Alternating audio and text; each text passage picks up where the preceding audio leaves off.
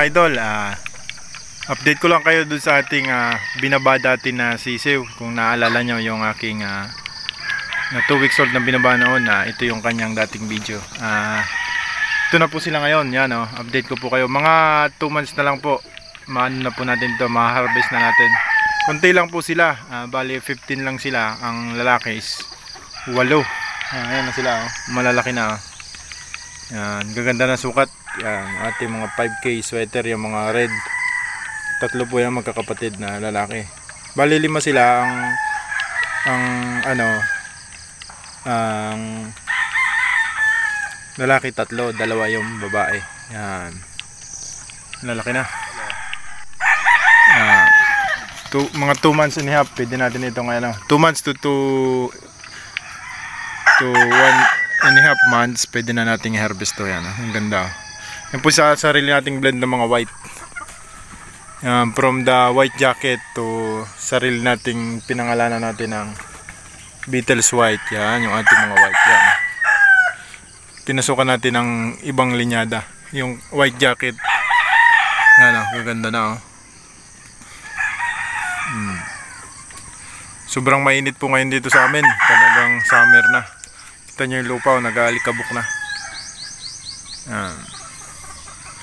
Maganda. Yung ating mga red, yan. Yung ating 5K sweater na JJB. Sir John Velasco, sana mapanood mo to. Ng JJB Game Farm, yan. Yung pinadala mo sa aking materialis noon. Mga lahi na po yan. Anak pa ng original na babae yan. Na sa akin yan. Siya po ay nagda-direct siya noon kay Digpair. Doon siya kumuha ng materials yan. Kaya doon tayo sa kanya kumuha. Yan, gaganda 5K sweater. Yan. Tapos 5 lalaki na puti. Yun ganda ng mga sizes, mga idol Tapos yung second batch nito nandito po sa taas. Ipapakita ko sa inyo.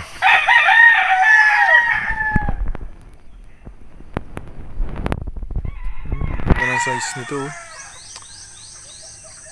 Papakita ko po sa inyo yung mga idol, yung ating second batch. Nawala po yung isang puti saka yung isang 5K sweater na dalusapi. Nawala. Hindi ko alam kung saan napunta. Pero may mga white pa po tayo dyan. 8 pieces po sila. Ang lalaki nito is 6 na lang yung natira. Dati ito ay 8 yung lalaki. Nawala yung dalawa. Yan. Maganda rin po ng sizes niya. Papakawalan na po natin yan sila. Dahil tapos na silang kumain. Yan Puro white po ang ating breed.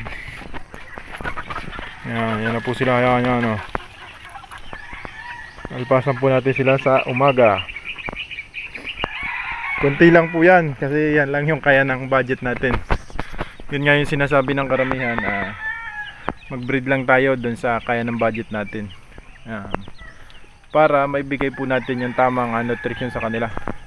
Pero magaganda po yan. Maghapon na po sila dyan. Tapos mamayang tanghali papakainin natin sila. Papasok ulit dyan sa loob. Tapos hapon, kinukulong ko po sa hapon kasi dati po hindi ko kinukulong sa hapon, hinahayaan ko lang bukas tong pinto. Nawala po yung dalawa. Baka may pumapasok dito na musang sa gabi. Kasi kung po naman po ay madali lang mamonitor. Tuwing 2 linggo nawawala ng isa. Ano kaya mga idol ang dahilan nun? Kasi doon sa first batch ko nawalan din po yun na isang dalusapi. Saka isang puti din. Yan po sila gala sila Kaya siguro magaganda yung kanilang sizes kasi ganyan sila. Natural lang tayo raise ng chicken yan yan sila maghapon kay sila dyan.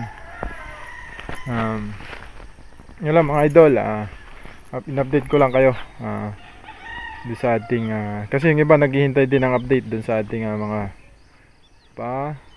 sisiw noon. Yan. Mga idol, yun. Salamat sa inyo and sana po ay mag-subscribe kayo dito sa aking munting YouTube channel. Unti-unti na pong umangat yung ating subscriber. Maraming salamat do sa mga nanonood. Patuloy na nanonood do sa simula nung nagsisimula pa tayo dito sa ating YouTube channel. Yun mga idol, yun lang po yung ating maiksing video at ingat po kayo palagi and God bless you po.